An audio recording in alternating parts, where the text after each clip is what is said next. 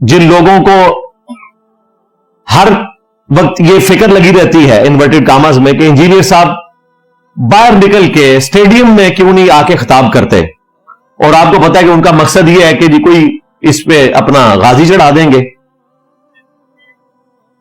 तो एकेडमी में क्यों बैठे रहते हैं? भाई मैं एक एकेडमी की एक कुर्सी पे बैठ के तुम्हारे बच्चों के मोबाइल में घुस गया हूं, मुझे क्या जरूरत है कि मैं जाके स्टेडियम में जाके कोई लेक्चर दूं? हमने कोई पॉलिटिकल जमात लॉन्च नहीं करनी है, कोई फिरका लॉन्च नहीं करना, कोई चंदा बुक लॉन्च नहीं करनी, तुम्हारे बुजुर्गों की तरह हमने कोई पीरी मुरीदी का सिस्टम स्टार्ट नहीं करना। ये तो खत्म नबूवत सल्लल्लाहु अलैहि वसल्लम की मुबारक दावत है, इसी तरीके से आगे चलेगी इंशाअल्लाह ताला। और रहे इन बाबों के मानने वाले और उनके जितने फ्रंट मैन हैं, बस उनकी मीम्स ही बनेगी इंशाअल्लाह ताला। इल्मी पॉइंट नंबर 4, वअतसिमू बिहब्लिल्लाहि जमीअन वला तफर्रकू, तुम सब के सब मिलकर अल्लाह की रस्सी यानी कुरान को मजबूती से पकड़ लो और फिरका वारियत में मत पड़ो। लोग कहते हैं नहीं जी वो हदीस है, नबी इस्लाम ने फरमाया, जामिया तिर्मिज़ी में, सुनन नबी दाऊद में उसकी सही सनद मौजूद है कि उम्मत में 73 फिरके बनेंगे। ये तो आपने इस्लाम ने एक गैबी खबर दी थी, 73 फिरकों में बट जाएगी, 72 फिरके होंगे, एक जमात होगी, अल जमा, वो फिरका नहीं होगी। सहाबा इकराम फिरका तो नहीं थे, अहलुल बैत फिरका तो नहीं थे, उनसे टूट के जो फिरक हुए वो फिरके हैं। तो 73 टुकड़े बन गए, उनमें एक असल था, 72 जो है वो फिरकों में बट गए। तो कहते हैं नबी इस्लाम ने तो पहले फरमाया था, भाई आपने डराया था कि तुमने इस सिस्टम का हिस्सा नहीं बनना। वो तो आपने ये भी फरमाया, सही मुस्लिम में हदीस है कि कुर्बे क़यामत में औरतें ऐसा लिबास पहनेंगी गोया कि नंगी नजर आएंगी। तो इसका क्या मतलब है, हम अपनी औरतों को बारीक और चुस्त लिबास पहनाना शुरू कर दें? नहीं, डराया गया है। इसी तरीके से ये फिरकों वाली जो हदीस है, इसमें डराया गया है कि तुमने इस सिस्टम का हिस्सा नहीं बनना, तुमने कुरान को मजबूती से पकड़ना है, और सुन्नत को पकड़ना उसी में शामिल है। वो अल मुस्तदरक अल हाकिम में हदीस है, हज्जतुल वदा के मौका पर नबी इस्लाम ने फरमाया था, अपने बाद 2 चीजें छोड़ के जा रहा हूं, उनको मजबूती से पकड़ लोगे कभी गुमराह नहीं होगे, एक अल्लाह की किताब और दूसरे उसके रसूल की सुन्नत सल्लल्लाहु अलैहि वसल्लम। हालांकि आपके पास वो बाबे थे जो आप छोड़ भी सकते थे, वो ओरिजिनल बाबे थे, सैयदना अबू बकर, उमर, उस्मान, अली रज़ियल्लाहु अन्हुम अजमईन व अलैहिमुस्सलाम अजमईन। लेकिन आपको पता था कि कुछ अरसे बाद इन्होंने भी दुनिया से चले जाना है, मैं वो चीज छोड़ के जाऊं जो क्यामत तक रहे, क्योंकि मेरी नबूवत क्यामत तक के लिए। तो आपका मोर्जा भी क्यामत तक के लिए महफूज, इन्ना नहनु नज़्ज़लना ज़िक्र व इन्ना लहू लहाफ़िज़ून, यानी कुरान पाक, इस ज़िक्र को हमने नाजिल किया और हम ही इसकी हिफाजत करने वाले हैं। और आप सल्लल्लाहु अलैहि वसल्लम की खत्म नबूवत की बरकत से उस कुरान की एक्सप्लेनेशन यानी कि सुन्नत और उसका रिटन रिकॉर्ड अहदीस की शक्ल में, वो भी अल्लाह ताला ने क़यामत तक के लिए महफूज कर दिया। और फिर जो गदीर खून की हदीस है, सही मुस्लिम में 4 ऊपर तले रवायतें, नबी इस्लाम ने अपनी वफात से 3 महीने पहले ऑलमोस्ट यह खुतबा दिया है, मक्के से मदीने आते हुए, ऐ लोगों आगाह हो जाओ, मैं भी एक इंसान हूं, करीब है कि अल्लाह का कासिद यानी मौत का फरिश्ता मेरे पास आए और मैं उसकी दावत कबूल कर लूं। मैं अपने बाद तुम में 2 भारी चीजें छोड़ के जा रहा हूं, उनमें से पहली चीज अल्लाह की किताब है, इसमें हदायत है, इसमें नूर है। अल्लाह की किताब अल्लाह की रस्सी है, वही वअतसिमू बिहब्लिल्लाहि जमीअन वला तफर्रकू, जो इसे पकड़ेगा वो हदायत पर होगा, जो छोड़ देगा वो गुमराह हो जाएगा। और ज़ैद इब्न अरकम कहते हैं, फिर नबी इस्लाम हमें तरगीब दिलाते रहे कि अल्लाह की किताब, अल्लाह की किताब। और दूसरी भारी चीज मेरे अहलुल बैत हैं, मैं अपने अहलुल बैत के मामले में तुम्हें अल्लाह का खौफ दिलाता हूं, मैं अपने अहलुल बैत के मामले में तुम्हें अल्लाह का खौफ दिलाता हूं, मैं अपने अहलुल बैत के मामले में तुम्हें अल्लाह का खौफ दिलाता हूं। लेकिन उम्मत बिल्कुल उलट चली, ना कुरान की तौहीद को पकड़ा और ना अहलुल बैत को जिंदा छोड़ा। और हमारा ये प्लेटफॉर्म गदीर खून पे खड़ा है, तौहीद पे 0 टॉलरेंस है, अहलुल बैत के दिफा के ऊपर 0 टॉलरेंस है, चाहे उस जमाने की बनु उमैया हो, चाहे आज के बनु उमैया के खिदमत गुजार हो, किसी को नहीं छोड़ेंगे। बिल्कुल मेरे अली सा है ही कोई नहीं, बनु उमैया थे है ही कोई नहीं। मुझसे वो जेल के सुपरिटेंडेंट साहब पूछते हैं कि जी आप अंदर क्यों आए हैं? मैंने कहा अहले बैत का दिफा करने की वजह से। फ्रंट पर तो आप कोई भी रीजन रख सकते हैं। और उनके सुपरिटेंडेंट के जो डिप्टीज बैठे थे उन्होंने कहा बिल्कुल ऐसा ही है, यही वजह।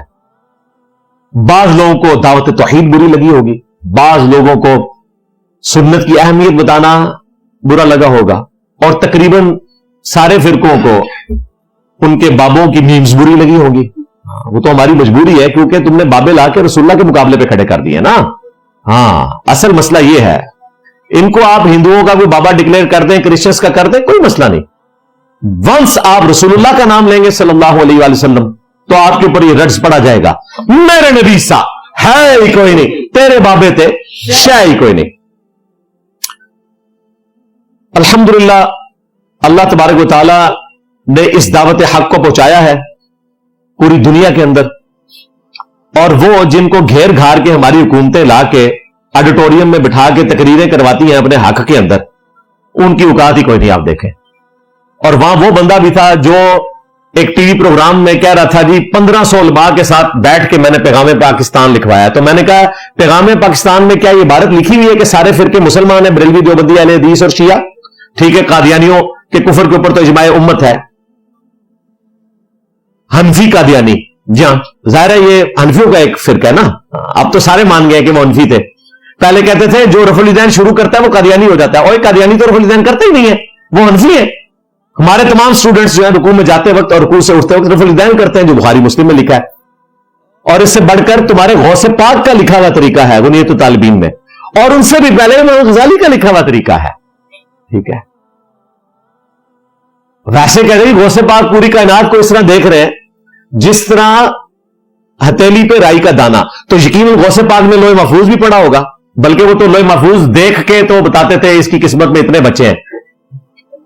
तो गौसे पाक में लोहे महफूज थे, रसूलुल्लाह की नमाज की वीडियो नहीं देखी, नबी इस्लाम की नमाज का तरीका भी वहां लिखा होगा कि आखिरी पैगंबर इस तरीके से नमाज पढ़ेंगे। तो मेरा ख्याल है तुम्हारे गौसे पाक ने वहीं से देख के रफुल इदैन शुरू किया था, इंजीनियर की वीडियो से नहीं किया था। लो सामो, हाँ, तो ये इस किस्म की गालियां देते थे। तो मैंने उनसे कहा 1500 उलमा ने बैठ के ये क्यों नहीं लिखा कि बरेलवी, देवबंदी, अहले हदीस, शिया सारों की मस्जिदों में नमाजें पढ़े, सारों को चंदा दें, सारों के साथ निकाह करना जायज है। ये सारी बातें लिखी हुई है। कहते ये तुम लिखा। मैंने कहा आपके पैगाम पाकिस्तान का कोई फायदा नहीं जब तक ये ना लिखा जाए। और देखें आज प्राइम मिनिस्टर साहब ने वही बात कर दी है जो हम कह रहे थे। तो मैं प्राइम मिनिस्टर साहब से रिक्वेस्ट करूंगा, शहबाज शरीफ साहब से हाफिज़हुल्लाह ताला, कि पैगाम में पाकिस्तान में ना अपनी तकरीर का वो हिस्सा डलवाएं जो आपने वो तकरीर की है। और उन्होंने कहा जी जय्यद उलमा जो है ना वो, फिर उन्होंने कहा कि नहीं जय्यद उलमा तो ऐसी बात नहीं करेंगे। नहीं सर, जय्यद उलमा यही बात करेंगे। आपने ठीक कहा था कि फलां के पीछे नमाज होती है, फलां के पीछे नहीं होती, फिरका वारी है, तो उनका मुल्क ऐसे आगे नहीं चलेगा। बिल्कुल आप ठीक कह रहे हैं, मुल्क ऐसे नहीं चलेगा आगे। मुल्क वैसे आगे चलेगा जिस तरह आप चलाने की कोशिश कर रहे हैं। इन लोगों को कान से पकड़ के आपने सामने बिठाया और वो दिल में आपको गालियां निकाल रहे होंगे कि हमारे सामने बैठ के हमारे बुजुर्गों को जलील कर रहे हैं। जी, बुजुर्गों ने ये सारा काम डाला है ना। देखिए सबसे बड़ा फिरका है बरेलवी, ज्यादा उलमा उनके बैठे हुए थे। आमजा बरेलवी साहब उस फिरके के बानी हैं जिन्होंने 1903 में मंजूरुल इस्लाम बरेली में अलग से एक मदरसा बनाया, क्योंकि 1867 में देवबंद मदरसा बन चुका था। पैरेलल में उन्होंने अपना एक मदरसा लॉन्च किया और उनके मदरसे से मुतल्लिकीन लोग बरेलवी कहलाए। 1905 में 1905 में उन्होंने हुसामुल अरबईन लिख के अपने सिवा सारे फिरकों को इस्लाम से निकाल के मुर्तद वाजिबुल कत्ल डिक्लेयर कर दिया। और उसी 1905 में 1905 में आइंस्टाइन, हजरत आइंस्टाइन अगर जिंदा होते तो मैं हाफिज़हुल्लाह भी कह देता, फौत हो गए तो मैं रहिमहुल्लाह नहीं कह सकता क्योंकि नॉन मुस्लिम थे। वो अपनी स्पेशल थ्योरी ऑफ रिलेटिविटी पेश कर रहे थे, बाद में जनरल थ्योरी ऑफ रिलेटिविटी उन्होंने पेश की। तो जाहिर है फिर गोरों ने तो वहां खड़े होना था जहां वो खड़े हुए, हमने यहीं पे खड़े होना था। हमारे कभी साथी कहते हैं शुक्र करो अंग्रेज नहीं, आज अंग्रेज होता तो क्या होता। मैं कह जी आज अंग्रेज होता ना तो इंजीनियर साहब जेलम तो लाहौर बुलेट ट्रेन जा रहे होंगे, ऐ होंदा। ये अफसोस से कहना पड़ रहा है। अब कहीं रियासत को ख्याल आया कि हमने भी इस रियासत को اسی پیٹرن پہ بنانا ہے. جو ملک چھوڑ کے لوگ جا رہے ہیں, اس ملک کو جنت بنایا جائے, اور اس میں سب سے پہلی چیز جو ہے وہ فرقہ واریت کا خاتمہ ہے. اسی طریقے سے جو اس وقت کلائمیٹ چینج کا مسئلہ ہے, اس کو ایڈریس کرنا ہے. یہ بڑے بڑے مسائل ہیں جن کو ایڈریس کرنے کی ضرورت ہے. تو اب سمجھ آ رہی ہے پرائم منسٹر صاحب, کبھی مجھے موقع دیں تو میں ان سارے علماء کے سامنے بیٹھ کے کہوں کہ تمہارے بزرگ کیا کر کے گئے. احکام شریعت میں اعلی حضرت سے جب پوچھا گیا کہ وہابی یعنی کہ دیوبند اور اہل حدیث, بریکٹ انہوں نے خود کھولی سوال والے نے, اور صاحب لکھا اہل تشیع, رافضی, نیچری, سر سید احمد خان کے ماننے والے, قادیانی اور کرسچنز اور جیوز, یہود و نصارہ, کیا ان کا ذبیحہ حلال ہے؟ تو اعلی حضرت نے فرمایا, اب اعلی حضرت اگر فرما رہے ہیں تو باقی کسی عالم کی کوئی اوقات نہیں. آج اگر کوئی بریلوی عالم معصوم سی شکل بنا کے کہ نہیں ہم سب کو مسلمان سمجھتے ہیں, وہ مکاری کر رہے ہیں. اعلی حضرت کے ہوتے ہوئے تیری کیا مجال. 1921 میں اعلی حضرت کی ڈیتھ ہوئی ہے بمطابق 1340 ہجری, آج ہے 1447 ہجری, بمطابق 21 دسمبر 2025. بمشکل 100 سال ہوئے اعلی حضرت کو دنیا سے گئے ہوئے اپنے بزرگوں کے پاس. ان کے قلم کی سیاہی بھی خشک نہیں ہوئی. یہ وہ کتابیں ہیں جو بریلی سے چھپ رہی ہیں, اور ہمارے ایکس مرشد باپا جانی, ہاں, ان کے تمام مریدین کی کتاب پڑھتے ہیں, وہ پرنٹ کر رہے ہیں مکتبۃ المدینہ سے دعوت اسلامی والے. یہ میں نے نہیں پرنٹ کی. احکام شریعت میں باقاعدہ انہوں نے جواب دیا اعلی حضرت نے کہ چاہے دیوبندی ہو, اہل حدیث ہو, شیعہ ہو, قادیانی ہو, قادیانیوں کو جو کافر تھے ان کو ان کے ساتھ ذکر کیا, یعنی کہ اعلی حضرت جو ہے وہ ان کو قادیانیوں کے برابر سمجھتے تھے. ان سب کا ذبیحہ مردار ہے, ہاں 1,00,000 دفعہ اللہ کا نام لیں. یہ سب کے سب مرتد یعنی واجب القتل ہے. البتہ یہود و نصارہ کا ذبیحہ حلال ہے. اندازہ کرو, یہود و نصارہ ان کے نزدیک دیوبند اہل حدیث شیعہ سے بہتر ہے. ان کو اگر ہمارے پرائم منسٹر صاحب کہتے ہیں نہیں جید علماء ایسی بات نہیں کرتے ہوں گے, جناب جید علماء کو جید بنانے والے ایسی بات کرتے ہیں. اور پھر ملفوظات اعلی حضرت جو ان کے بیٹے مصطفیٰ رضا خان نوری نے جمع کیے, جن کی وہ نعت ہے تو شمع رسالت ہے عالم تیرا پروانہ, 1981 میں ان کی ڈیتھ ہوئی. ان کے بیٹے نے خود وہ ملفوظات لکھے ہیں اعلی حضرت کے سامنے بیٹھ کے, اور شروع کے 3 حصے اعلی حضرت نے خود پڑھے ہوئے ہیں, اور جس حصے سے یہ میں پیش کر رہا ہوں وہ اعلی حضرت نے خود پڑھا ہوا ہے لفظ بلفظ. آپ یہ بھی نہیں کہہ سکتے کتابیں بدل گئی, اعلی حضرت کے بیٹے نے ان کے متھے مار دیا. پوچھا گیا کہ یہ وہابی, دیوبندی اور اہل حدیث ان کے پیچھے نماز درست ہے؟ تو اعلی حضرت نے فرمایا کہ دیوبند اور اہل حدیث کی نہ نماز ہے نہ جماعت ہے. وہ کہتے ہیں ان کی تو اپنی نہیں ہوتی, تمہاری ان کے پیچھے کیا ہوگی؟ جو میں کہتا تھا نا کہ بڑوں نے بڑا کام ڈالا ہوا ہے. پوچھا گیا ان کی مسجد میں نماز پڑھ سکتے ہیں اپنی اکیلے سے؟ وہ کہتے ہیں کفار کی مساجد مثل گھر کے ہیں. جس طرح گھر میں مجبوراً نماز ہوتی ہے, ان کافروں کی مسجد میں مجبوراً نماز ہو جائے گی, ڈائریکٹ کافر کا. لیکن یہاں ہمیں اعلی حضرت سے اختلاف ہے, کفار کی مساجد نہیں ہوتی ہیں, کفار کی عبادت گاہیں ہوتی ہیں. اسی لیے ہم قادیانیوں کو مسجد نہیں لکھنے دیتے, بیت الحمد لکھتے ہیں وہ. تو اعلی حضرت آپ کو کہنا چاہیے تھا کہ اہل حدیث دیوبند اور شیعہ کہ جو بیت الحمد ہیں, ہاں ان میں مجبوراً نماز ہو جائے گی. مسجد نہیں تھا کہنا چاہیے آپ کو. اپنے نظام میں ہمارے نزدیک تو بریلوی, دیوبندی, اہل حدیث, شیعہ سارے مسلمان ہیں. اور پھر پوچھا گیا ان کی اذان کا جواب دیں. انہوں نے کہا جن کی نماز نہیں ہو رہی ان کی اذان کا کیا احترام ہوگا. ہاں اللہ کا نام آئے تو عز و جل کہہ لیں, محمد کا نام آئے تو صلی اللہ علیہ وآلہ وسلم کہہ لیں, باقی اس سے زیادہ کوئی احترام کی ضرورت نہیں. پھر ہمارے بابا جی نے تو پھر آپ کو پتہ ہے نا, کفن پھاڑ کے بولے. ہاں بابا جی خادم رضوی صاحب,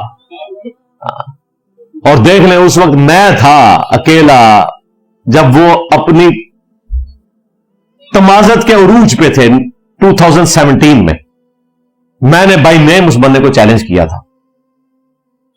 اور پہلا حملہ آور میرے اوپر آ گیا 28 اکتوبر 2017 کو جواب دینے کے لیے. علمی جواب تو نہیں. آج تو سارے خادم رضوی صاحب کا نام لیں گے نا, میں تو اس وقت بائی نیم ان کو کہتا تھا کہ یہ تمہارے بزرگ جن کی طرف کتاب منسوب ہے اور بقول تمہارے ان کی کتاب ہے، ہم تو 1,00,000 ٹن حسن ظن رکھتے ہیں کہ انہوں نے کوئی ایسی بات نہیں کہلوائی ہوگی، لیکن تم اپنے بزرگوں کو باندھ کے مروا رہے ہو. تو میں نے اس وقت خادم رضوی صاحب کو جب چیلنج کیا تھا تو اللہ کا شکر ہے اس شر میں سے بہت خیر نکلا. جو ختم نبوت کے نام کے اوپر وہ گالیاں نکال رہے تھے اور میں نے کہا کہ یہ ختم نبوت کی کاز کو بدنام کر رہے ہیں صلی اللہ علیہ وآلہ وسلم، اور ان کی ختم نبوت صرف اینٹی قادیانی ہے. اپنے بزرگ جنہوں نے اپنے ناموں کے کلمے پڑھائے اور ان کا یہ دفاع کرتے ہیں اس پہ نہیں بولیں گے اور مرتے دم تک نہیں بولے.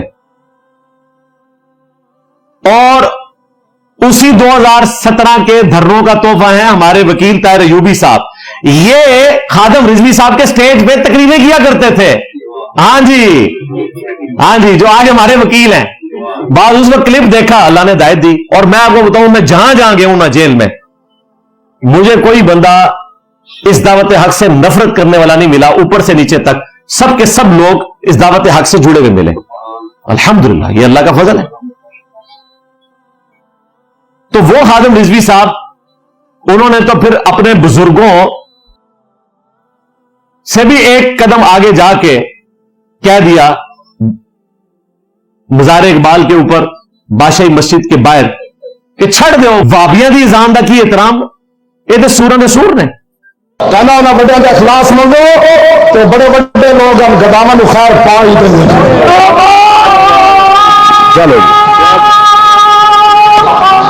چلیے وابیاں دی اذان یہ چڑھا دے تو سور بسور چلو چلیے. تو وہ جو انہوں نے کہا وہ بڑوں نے یہی کہا ہوا تھا، اس کو انہوں نے اچھے طریقے سے اور بریف کر دیا. ہاں کہ جس طرح سور ہے جانوروں میں کہ حرام ہے ان کا کھانا، ویسے تو اللہ نے ان کو بھی مقصد کے لیے پیدا کیا، اس طرح انسانوں میں وہابی ہیں. مسلمانوں میں نہیں، مسلمان تو مانتے ہی نہیں ہیں وہ. ہاں انسانوں میں، ویسے انسان بھی نہیں مانتے، میں آپ کو بتا دوں، اسی لیے تو سور کہتے ہیں. وہ کہتے ہیں سوروں میں اگر کوئی سور ہوتا نا تو یہ ہے، یہ لوگوں کا حال ہے. اور ان کے بارے میں ایک جملہ نہیں بولنے کے لیے تیار لوگ، ان کے مخالفین. میرے اوپر سارے شیر ہیں تو اللہ کا فضل ہے، آپ شیر ہوں گے تو ہم دیکھیں پھر آپ اس کا پھر انجام بھی بھگت رہے ہیں. تو اللہ کے فضل سے یہ دعوت حق ہر چیز کو سپر سیڈ کر رہی ہے، باوجود اس کے کہ یہ لوگ مخالفت کر رہے ہیں. تو پرائم منسٹر صاحب سے میں کہوں گا کہ آپ نے جو کچھ بیان کیا وہ بالکل درست ہے، لیکن جن کے سامنے بیان کیا ان میں سے ایک بندہ بھی آپ کے ساتھ ایگری نہیں کرتا. ورنہ پیغام پاکستان میں یہ 1500 مولویوں نے مل کے ایک عبارت سٹارٹ میں لکھ دیتے نا کہ ساروں کے پیچھے نماز پڑھنا درست ہے، سب کو چندہ دینا درست ہے، سب کے ساتھ نکاح کرنا درست ہے. اور ادھر دیکھیں، ہم نے کوئی چندہ بک نہیں بنائی، کوئی مسجد نہیں بنائی، نمازیں ان کے پیچھے پڑھتے ہیں، چندے ان کو دیتے ہیں، سب کو مسلمان سمجھتے ہیں. اس کے باوجود کہتے ہیں نہیں جی ہو سکتا ہے آخری وقت کو فرقہ لانچ کرتے ہیں. 17 سال سے ہو گئے نا مودودی صاحب پہ تم جھوٹ بولتے رہے کہ وہ دعوے نبوت کر کے فوت ہوں گے. 50 سال ہونے والے ہیں ان کی وفات کو. تمہارے وہ مولوی قبروں میں چلے گئے جو ان کو ان کی زندگی میں کہتے تھے کہ یہ دعوے نبوت کر کے مرے گا. آج ان کی نسلوں کا کام ہے کہ ان کی قبر پہ جا کے نا اللہ کے حضور معافی مانگے کہ ہم نے اس شخص کے اوپر جھوٹا الزام لگایا تھا. تو مودودی صاحب تو تھے نرم مزاج آدمی، اور وہ کہتے تھے کہ میں بغیر دعوے نبوت کیے ہوئے مر کے ان کو پریکٹیکلی جواب دوں گا. تو میں تو تمہیں پتا ہے کہ ہاں میں اپنی زندگی سے انہوں کی منجی ٹھوک کے جاؤں گا. میرا نبی سا ہے ہی کوئی نہیں، تیرے بابے تھے شاہ ہی کوئی نہیں. ان بزرگوں کے ماننے والے کہ جنہوں نے اپنے ناموں کے کلمے پڑھائے، آج ہمیں بتاؤ گے کہ یہ دعوی نبوت کر کے مرے گا؟ میں نے تمہارے جو جھوٹے بنائے ہوئے دعوی نبوت کرنے والے بزرگ تھے نا، میں نے تو ان کو ایکسپوز کر دیا ہے. آج تمہاری پبلک تمہارے اوپر چڑھ گئی ہے علمی طور پہ، منہ چھپانے کی جگہ نہیں ہے. تو دیکھیں مودودی صاحب کہتے تھے میری باتیں چھپی ہوئی نہیں چھپی ہوئی ہیں. ہم تو کہتے ہیں ہماری باتیں ویڈیو میں ریکارڈ ہے، آؤٹ آف کانٹیکسٹ نہ کاٹو اور اپنی جہالت لوگوں کے اوپر عیاں نہ کرو. یہ فائنل حملہ کر سکتے تھے نا، 295C سے تو بڑا کوئی حملہ نہیں ہے نا. دنیا میں سب سے بڑی دفعہ ہے، 302 سے بھی بڑی ہے. 302 کے اوپر قتل کی پینلٹی ہے، لیکن اس میں گنجائش موجود ہے کہ برا صاحب معاف کر سکتے ہیں، بلڈ منی والا معاملہ ہو سکتا ہے. 295C کے اوپر سوائے قتل کرنے کے اور کوئی سزا ہی نہیں ہے. اور آج کل چونکہ آپ کو پتا ہے یورپین یونین کے پریشر کی وجہ سے سزائے موت جو ہے وہ موقوف ہے, تو لائف ان پریزن ہے. یہ اتنی خطرناک دفعہ انہوں نے لگائی ہے. تو اس سے بڑا کیا اٹیک کر سکتے تھے؟ مرڈر اٹیمپٹ تو تم 9 دفعہ کروا چکے ہو, 3-4 دفعہ تو میں نے ڈسکس کیا, اوپر کی 5 دفعہ تو میں نے ڈسکس کرنا بھی ضروری نہیں سمجھا, نہ مستقبل میں کرنے کی ضرورت ہے. دعوت کی طرف آپ توجہ دیں اللہ کے فضل سے. تو میں پرائم منسٹر صاحب سے کہوں گا کہ انہیں کہ صحیح بخاری جو پڑھاتے ہو نا تم, اس میں یہ 2 حدیثیں تمہارے منہ کے اوپر نا تماچا ہیں امام بخاری کی طرف سے, 694 اور 695. 694 پہ سیدنا ابو ہریرہ رضی اللہ تعالیٰ عنہ سے نبی علیہ السلام نے فرمایا, اے ابو ہریرہ ان قریب ایسے امام آئیں گے جو تمہیں غلط نمازیں پڑھائیں گے, تم ان کے پیچھے نمازیں پڑھ لینا, ان کی غلطی کا وبال انہی پر ہوگا, تمہاری نماز درست ہوگی. اور 695 پہ تو امام بخاری نے باب باندھا ہے کہ بدعتی اور باغی کے پیچھے نماز پڑھنا درست ہے, کیونکہ سیدنا عثمان غنی رضی اللہ تعالیٰ عنہ امیر المومنین کا فتویٰ ہے.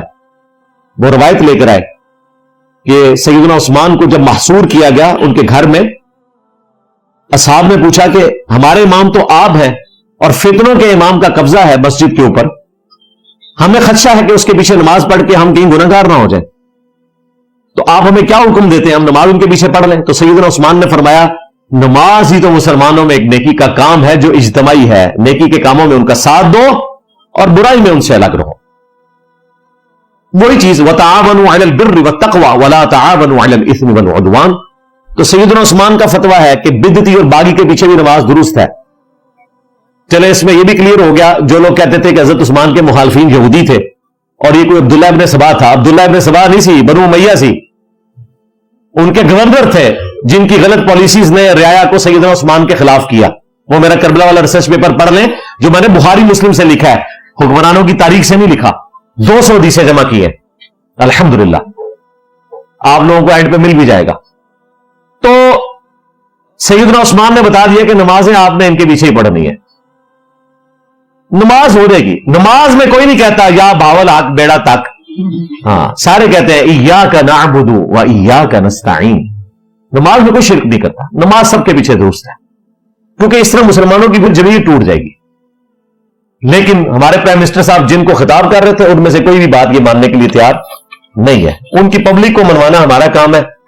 ریاستی ادارے کسی قوم کے کبھی نیریٹو چینج نہیں کر سکتے, زیادہ سے زیادہ قانونی کارروائی کر سکتے ہیں. نیریٹو چینج کرنا یہ تھنکرز کا, سپیکرز کا, انفلوئنس رکھنے والے لوگوں کا کام ہے. یہ پرائم منسٹر یا کوئی آرمی چیف یا کوئی پولیس کا ہیڈ نہیں کر سکتا, بس قانونی نافذ کر سکتے ہیں. لیکن لوگوں کے دماغ بدلنا یہ اہل علم کا کام ہے. اور ایسے اہل علم کے اوپر آپ 295C کٹوائیں اور اس کو آپ قانون کے رحم و کرم پہ, عدلیہ کے رحم و کرم کے اوپر چھوڑ دیں اور ان لوگوں کو دندراتا باہر چھوڑیں. اب تو خیر اندر ہو گئے وہ, اور لوگ تو یہ ان کا اندر ہونا بھی میری کرامت بتا رہے ہیں. ہاں اگر میں بابوں کا پجاری ہوتا تو میں ڈکلیئر کرتا کہ تکیرے پھر ایک نگاہ ماری سارے اندر. اللہ سے خوف آتا ہے. اور صرف ان کا انجام نہ آپ دیکھیں, NCCIA کے ساتھ جو کچھ ہو رہی ہے, جو FIA کا ایک جائز بچہ تھا, آج FIA کہہ رہی ہے کہ یہ تو ناجائز بچہ نکلا ہے. ہاں FIA اب ان کے خلاف کارروائی کر رہی ہے سوائے چند ایک لوگوں کے. حالانکہ FIA کے اندر بھی ایسے لوگ موجود ہیں. ان ساروں کی صفائی ہونے والی ہے, کافی ساروں کی تو ہوگی ہے, انشاءاللہ ان قریب ہو جائے گی. ریاست نے اب طے کر لیا ہے. ہاں اس میں ہم ریاست کے ساتھ کھڑے ہیں. اس طرح بھی ہر اسٹیٹ ہمیں چاہیے کہ جس میں جو نان اسٹیٹ ایکٹرز ہیں ان کو منطقی انجام تک پہنچایا جائے تاکہ ملک رہنے کے قابل ہو. علمی پوائنٹ نمبر 5, یا ایھا الذین آمنوا لا ترفعوا اصواتکم فوق صوت النبی. اے اہل ایمان, اپنی آوازوں کو کبھی بلند نہ کرنا نبی صلی اللہ علیہ وآلہ وسلم کی آواز سے, اور نہ ان کے حضور ویسے چلا کے گفتگو کرنا جس طرح تم آپس میں کرتے ہو, کہیں ایسا نہ ہو کہ تمہارے اعمال برباد کر دیے جائیں اور تمہیں خبر بھی نہ ہو. یہ آیت جو ہے اس مخلوق کے 4 ٹاپ کے جو لوگ ہیں انبیاء کے بعد, ان میں سے 2 کے بارے میں نازل ہوئی ہے, سیدنا ابو بکر اور عمر رضی اللہ عنہما وعلیہم السلام. صحیح بخاری میں موجود ہے کہ حضرت ابو بکر عمر رضی اللہ تعالیٰ عنہ نبی اسلام کی خدمت میں تھے. ایک قبیلہ مسلمان ہوا. آپ علیہ السلام کی مبارک عادت تھی کہ آپ ہر قبیلے کا ایک فوکل پرسن مقرر کرتے تھے. حضرت ابو بکر نے مشورہ دیا کہ یہ بندہ زیادہ سوٹیبل ہے, آپ اسے مقرر کریں فوکل پرسن کے طور پہ جس سے بعد میں رابطہ رکھا جائے. حضرت عمر نے کہا نہیں یہ ہے. تو حضرت ابو بکر نے کہا کہ اے عمر تم ہمیشہ میری مخالفت کرتے ہو. اس میں حضرت ابو بکر عمر میں اختلاف ہوا, ان کی آوازیں بلند ہوئی. نبی علیہ السلام کے ساتھ کسی نے بدتمیزی نہیں کی, لیکن آیات نازل ہوئی کہ حضور صلی اللہ علیہ وآلہ وسلم کی بارگاہ میں اگر تم نے آپس میں بھی آواز بلند کی فارغ ہو جاؤ گے. تو میں پھر کیوں نہ کہوں کہ اگر حضرت ابو بکر عمر کا یہ سٹیٹس ہے تو تیرے بابے تھے شاہی کوئی نہیں. اور پھر اسی حدیث میں الفاظ ہے, ابن ابی ملیکہ کہتے ہیں قریب تھا کہ مخلوق کے دو بہترین لوگ برباد ہو جاتے, یعنی کہ ابو بکر اور عمر, جب انہوں نے انجانے میں اپنی آوازوں کو بلند کیا. حدیث کے الفاظ ہیں.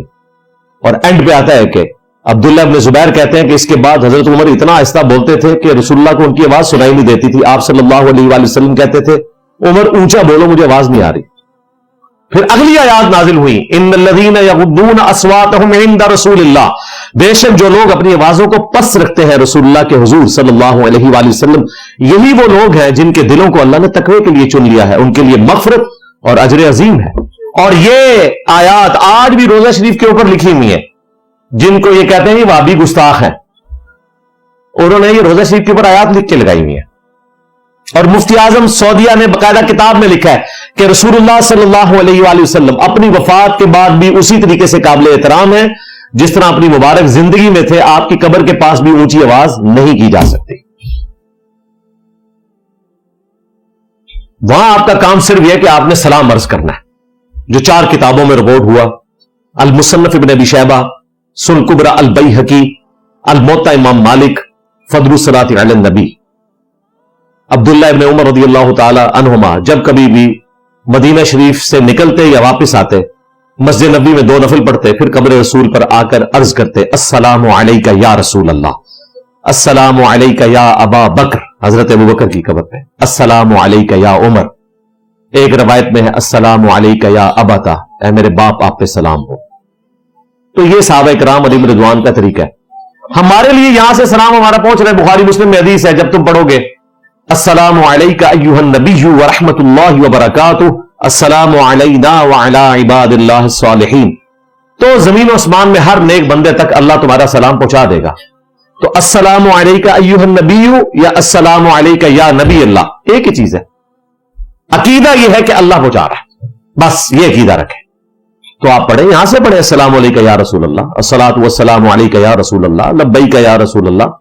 ہم قائل ہیں, لیکن ٹوکے کے اوپر لبیک یا رسول اللہ لکھنا اور پھر لوگوں کو بتانا کہ وما ارسلناک الا رحمۃ للعالمین, تو اسلام کے اوپر ظلم ڈھانے کے مترادف ہے.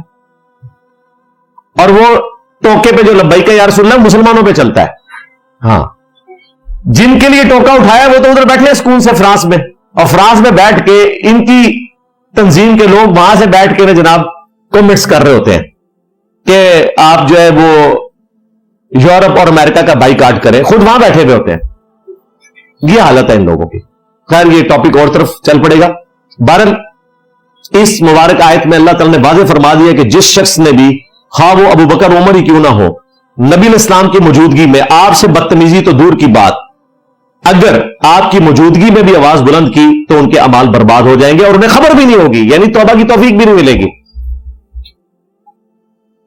اگر رسول اللہ صلی اللہ علیہ وآلہ وسلم کی آواز سے اونچی آواز کرنا ان کی موجودگی میں توہین رسالت ہے, 295C ہے, تو آپ کے فرمان کے مقابلے پہ کسی بابے کو اونچا کرنا اس سے بڑی گستاخی ہے. اسی لیے تو ہمیں کہنا پڑا کہ میرے نبی سا ہے ہی کوئی نہیں, تیرے بابے تھے شے ہی کوئی نہیں. کیونکہ ہم پڑھتے ہیں ایاک نعبد و ایاک نستعین, تم کہتے ہو یا معین الدین چشتی پار لگا دے کشتی. ہم پڑھتے ہیں ایاک نعبد و ایاک نستعین, تم کہتے ہو بری بری سرکار بری کھوٹی قسمت کر دے ہری. ہم کہتے ہیں ایاک نعبد و ایاک نستعین, تم کہتے ہو یا باول حق بیڑا تک جڑا انجینئر صاحب نے ڈوب دیتا. تو پھر ہماری مجبوری ہے کہ ہم رسول اللہ صلی اللہ علیہ وآلہ وسلم کے مقابلے پہ جو تم نے بابے کھڑے کیے ہیں تو ہم لوگوں کو بتائیں کہ آپ نے نبی الاسلام کو فالو کرنا ہے، ان بابوں کو فالو نہیں کرنا. رہی ان کی وکالت تو ہم نے نہیں کرنی، جن کے ہیں وہ کرے نا، ہمیں کوئی ضرورت نہیں. نہ ہم انہیں کافر کہتے ہیں، ہم 1,00,000 ٹن حسن ظن رکھتے ہیں کہ انہوں نے ایسی بات نہیں کی ہوگی، لیکن مجھے بتائیں کہاں کہاں حسن ظن رکھے ہیں. سلطان بہو کا کلام بھی ہم خراب ہو گیا کیا؟ سن فریاد پیرا دیا پیرا، میری فریاد سنی کن تھر کے ہوں، بیڑا میرا بچ کپڑا دے جتھے بچ بھی نہ بیندے ڈردے ہوں. یعنی عبد القادر جیلانی کو وہ مدد کے لیے پکار رہے ہیں، حالانکہ سلطان بہو کا کام یہ تھا کہ عبد القادر جیلانی کی کتاب سے نماز کا طریقہ امت کو بتاتے ہیں. خود وہ حنفی تھے سلطان بہو صاحب، اور پیرانے پیر سے مدد مانگ رہے ہیں. پیرانے پیر کا طریقہ ہی دیکھ لیتے ہیں کہ انہوں نے نماز کس طریقے سے پڑھی ہے. وہ طریقہ وہی ہے جو بخاری مسلم میں لکھا ہے، رکوع میں جاتے وقت اور رکوع سے اٹھتے وقت رفع الیدین کرنا. اور تمہارا طریقہ وہ ہے جس پہ حنفی قادیانی پڑھتے ہیں. قادیانی فقہ میں حنفی ہیں، ٹھیک ہے، ان کو ہم نے اسلام سے نکال دیا، لیکن فقہ وہ حنفی فالو کرتے ہیں، وہ رفع الیدین نہیں کرتے. تو کو ایگزسٹ کرنا ہے اس معاشرے میں بھائی، ہمیں بھی موقع دیں. ہمارے کسی اسٹوڈنٹ نے اس وقت دنیا میں سب سے زیادہ ویورشپ جن 3 شہروں کی ہے ان میں لاہور شہر بھی ہے. آپ میں سے آج کتنے ریئل ٹائم لاہور سے آئے ہیں؟ ذرا ہاتھ کھڑا کریں. ہیلو جی، کرامت دیکھ لو، ٹھیک ہے. سیال کوٹ بھی ہے، اور بھی سٹیز ہیں، سری نگر ہے، راول پنڈی ہے، کافی سارے سٹیز ہیں. لیکن میں آپ کو بتا رہا ہوں، کیا ہمارے اسٹوڈنٹس جو لاہور سٹی میں لاکھوں کی تعداد میں ہیں آج تک سی سی پی او لاہور کے پاس گئے ہیں کہ داتا دربار بند کرو، یہاں پہ چرس بک رہی ہے، پروسٹیٹیوشن کا اڈا بنا ہوا ہے، اس میں بزرگوں کا کوئی قصور نہیں ہے، لیکن بزرگوں کو ایک بروار ہے نا، کہتے ہیں کہ بزرگوں کے بغیر یہاں کوئی پتا بھی نہیں ہل سکتا، کوئی پرندہ پر نہیں مار سکتا. تو اس کا مطلب بزرگوں کی مرضی سے سارا کام ہو رہا ہے. جی کعبے بھی کرین ڈگ پئی سی جی، وہ کعبے والے نے تو کوئی گارنٹی لی نہیں کعبے کی. وہ ابرا کا لشکر ایک ہی دفعہ تباہ کیا تھا، اس سال کو یادگار بنانا تھا، نبی اسلام کی پیدائش کا سال تھا. اس کے بعد یزید پلید کے دور میں کعبہ ڈیمیج ہوا، اس کی بمباری سے منجنیق کے ذریعے پتھر پھینکے گئے. پھر حجاج بن یوسف نے کیا، اور بخاری مسلم میں آتا ہے، یہ بھی صحیح مسلم میں رپورٹ ہوا ہے، بخاری مسلم میں آتا ہے قرب قیامت میں